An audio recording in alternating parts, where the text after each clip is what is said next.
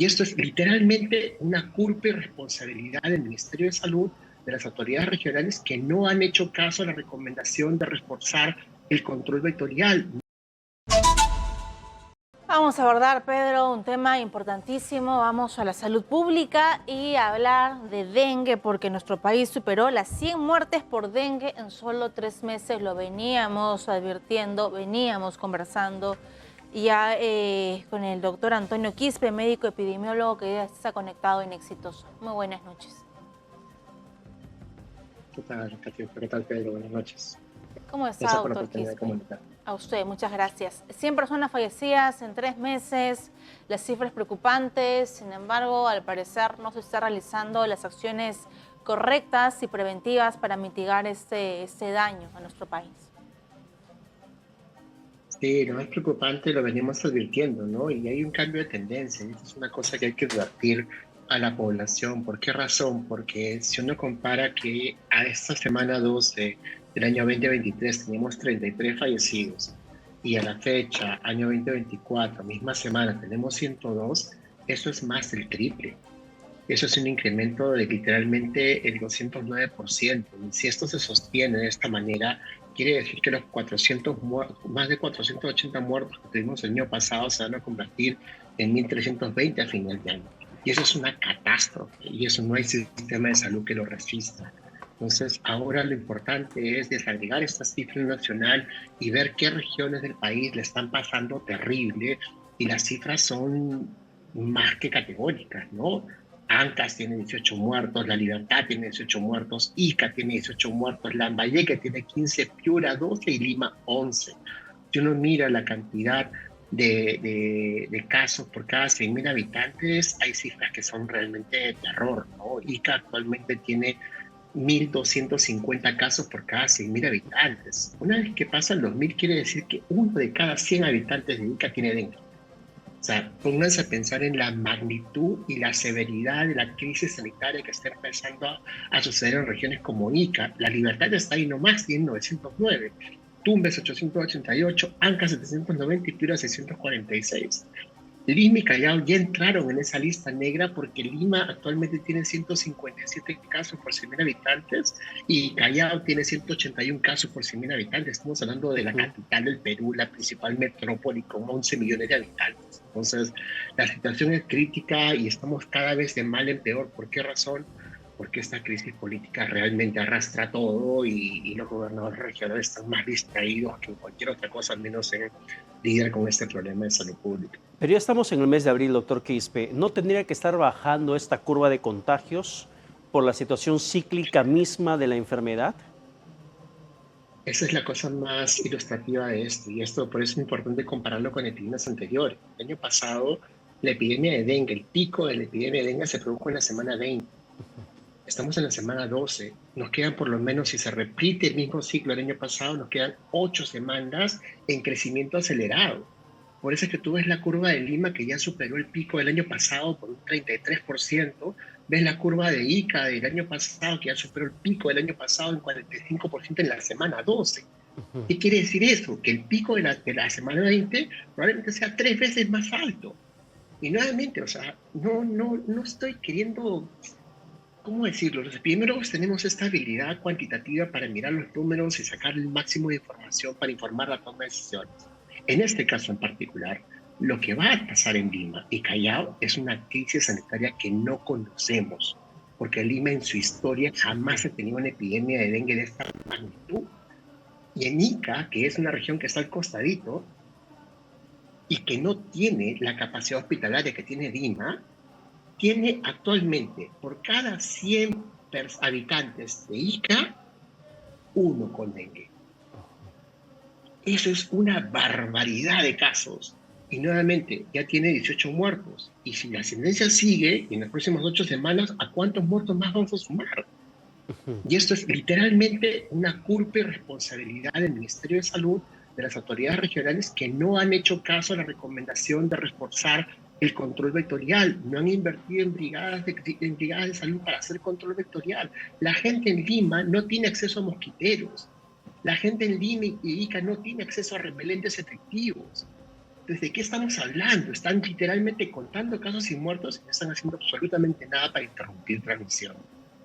Y estamos suficientemente abastecidos de pruebas, de reactivos, para ver si es que es dengue, en otra enfermedad, el COVID, influenza, porque los síntomas podrían confundirse. ¿Hay suficiente medicación? ¿Hay suficiente cantidad de profesionales de la salud para abordar ese tema? Porque ya llegó a distritos de la capital donde jamás se había registrado algún caso de dengue. Sí, y no solo eso, sino que empezó a atacar los distritos mesocráticos de aquí, ¿no? Pachacamac, Junín, Surco, La Molina, Miraflores, San Isidro, San Borja. O sea, y estás teniendo casos, una cantidad de casos importantes y la gente se enferma y te llama desesperado, doctor Quispe, por favor ayúdeme, mis plaquetas están bajas. ¿Cómo le explicas a una persona que jamás ha tenido una enfermedad como esta? Nuevamente, hay que concebirlo como lo que es. El dengue duele. Literalmente sientes que te rompe los huesos, por eso se llama la fiebre rompehuesos. Los ojos se te salen, te arden, es un dolor retrocular acompañado con un dolor de cabeza, un rash que la piel se te pone roja y que te pica, pero como que no tienes con qué rascarte, la desesperación no te deja dormir, y la sensación de fiebre y dolor te acompaña por 5 o 7 días. Es una enfermedad horrible que no se la desea absolutamente a nadie, y lo que es peor, cuando desaparecen los síntomas, entras en lo que se conoce como la fase crítica, porque hay dos caminos: o te curas y no pasa absolutamente nada, o en el 5% de los casos evolucionas a enfermedad severa y presentan los signos de alarma, que son literalmente sangrado en las encías, por la nariz, por los ojos, en la orina, en las heces, te desmayas, pierdes la conciencia, tienes un dolor abdominal intenso, agudo, que no se te pasa con nada, y si no llegas en 24, 48 horas a una emergencia para que te traten, te mueres. Pues literalmente eso le ha pasado a 102 peruanos este año que no han podido salvarles la vida porque no tienen acceso a un sistema de salud que les pueda salvar la vida. Entonces, nadie tendría por qué morirse por dengue hoy en día. Ningún paciente se muere por dengue en un país civilizado, para que lo tengan más claro. Claro, pero, Porque existe la forma de salvarte sí, la vida. pero lamentablemente está pasando aquí en el país. Los casos se están desbordando. Y eso que climatológicamente, doctor Quispe, no estamos en una situación tan crítica como la que se advertía que íbamos a estar. Con altas temperaturas, con lluvias intensas. Las lluvias no están dándose como... Se está dando sí, pero no como se había advertido en el escenario del Niño Global. Y justamente frente al escenario catastrófico del Niño Global se temía un repunte fuerte del caso de dengue a nivel nacional. Pero esos escenarios calamitosos de lluvias y dengue, contagios, no se está dando. Aún así vemos una repercusión fuerte en la salud pública. ¿Qué es lo que habría que mejorar en estos momentos? Esa es una mala concepción que hay que corregir. Porque es cierto, el dengue se dispara cuando hay más lluvias, pero no es por las lluvias necesariamente, es por el calor. ¿Qué pasa? Que cuando el zancudo aumenta el calor, el ciclo de reproducción del zancudo se acorta, de lo que son 2 semanas a 5 días. O sea, un zancudo que demoraba 2 semanas en crecer, porque en el invierno literalmente como que invernan los zancudos, se desactivan, dejan de volar y llegan a entrar en una fase de resistencia al frío para poder reproducirse cuando llegue nuevamente el verano. Llega un verano ultra caluroso, como es el verano más caliente de nuestra historia, literalmente, y el zancudo ha encontrado todas las condiciones que se necesitan para reproducirse de tal manera que hoy en día, de las 12 regiones endémicas que tenemos de dengue, hemos saltado a 21. Hoy en día, 21 regiones de Perú son endémicas de dengue, incluyendo Lima y Callao. Ahora, nuevamente, no es solamente por la lluvia, es más que nada por el calor. ¿Por qué razón? Porque independientemente si hay lluvias o no hay lluvias, la gente que no tiene agua junta su agua en baldes, tanques, botellas, y estas botellas se convierten en zancudos. ¿Cuál es el principal criadero de zancudos en Lima? Los malditos floreros de plantas acuáticas, que no tienen nada que ver con la lluvia. Entonces decía, hay que cambiar un poco de chip, porque en esa asociación que se hace normalmente de lluvias y dengue es cierta, pero en la selva, ¿no? Es una cosa que llueve y se forma el tronco por todas partes, pero el dengue no solamente se transmite por agua de lluvia, se transmite por agua que la persona normalmente acumula para poder beber su líquido de elemento. Entonces, y esas condiciones son permanentes todo el año, ¿no? Los floreros acuáticos, la gente lo tiene en su casa todo el bendito año. Y las rejillas y todas esas canaletas, esos pozos de agua, esa cantidad de criaderos que normalmente se acumulan en las calles, pues realmente son fáciles de infestar por el zancudo. Entonces, ya entendiendo eso, ahora entendemos por qué, luego de haber tenido uno de los veranos más calurosos del planeta, tenemos una epidemia que estando en la semana 12 ya superamos el pico del año pasado, que dicho sea de paso, el año pasado ya era la peor epidemia en nuestra historia porque de lejos había superado a todas las anteriores. Entonces, realmente, como te comentaba, la situación es una situación crítica. Uno, porque no es una situación que jamás hemos enfrentado. Nunca el Perú ha estado preparado para poder enfrentar una epidemia de dengue de esta magnitud. Y menos ahora con esta cantidad de autoridades incompetentes que no tienen la más mínima idea y al único que apostaron es, primero que nada, a negar la epidemia y segundo, a fumigar para tomarse la maldita foto. Y ahora que recién están entendiendo la importancia de hacer control vectorial, de eliminar los criaderos de zancudo para poder controlar la epidemia, les cuesta la vida, ¿qué cosa? Hacer las dos cosas que se sabotearon a sí mismos. No tienen recursos para hacer campañas de comunicación masiva, porque hay una ley que prohíbe que el gobierno invierta directamente en comprar bandas de comunicaciones, qué cosas por ahí. Y lo otro es que les cuesta muchísimo comprar horas a ese personal que le paga mal, los maltrata, si le tienes una deuda altísima todavía. Entonces tienes que salir a contratar masivamente personal de salud para que integrar las brigadas que van a hacer el control vectorial y no puedes. Entonces, ¿qué ha pasado? Que es una de las cosas que realmente yo me saco el sombrero por estas regiones que la están rompiendo y a pesar de que el Perú está viviendo la peor epidemia de su historia, tienen menos casos este año 2024 que el año pasado.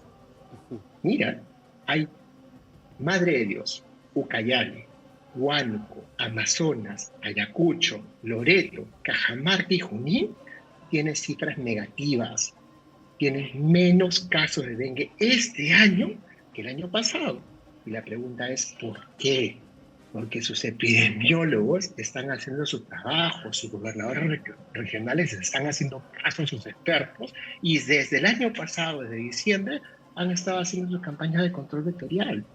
Y cada vez que venía el MINSA y venía crucificado, amenazando de denunciarlo, señor, ¿por qué usted no fumiga? ¿Por qué eso no? Lo mandaban a rodar. Porque eso es lo que se tiene que hacer con una autoridad incompetente que teniendo menos casos este año que el año pasado, te pide y te exige que inviertas presupuesto, que estás invirtiendo correctamente en brigadas para hacer control vectorial y en fumigación. Muy bien, doctor Y ahí Quispe. tiene la respuesta. Gracias por su tiempo. Es una lástima que cada vez que lo convoquemos tengamos una cifra cada vez más cruda y en desventaja de la salud de la población.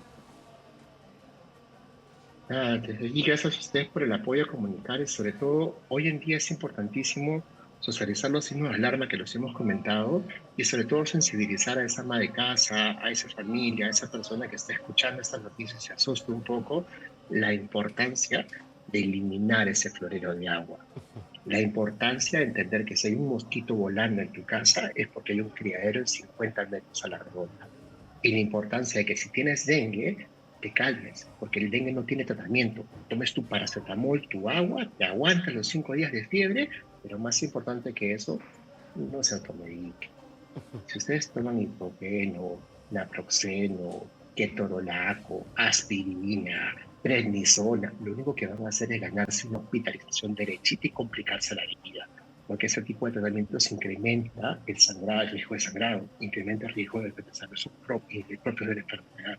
Por eso es que el dengue se trata solamente con paracetamol e hidratación y vigilancia de los signos de alarma.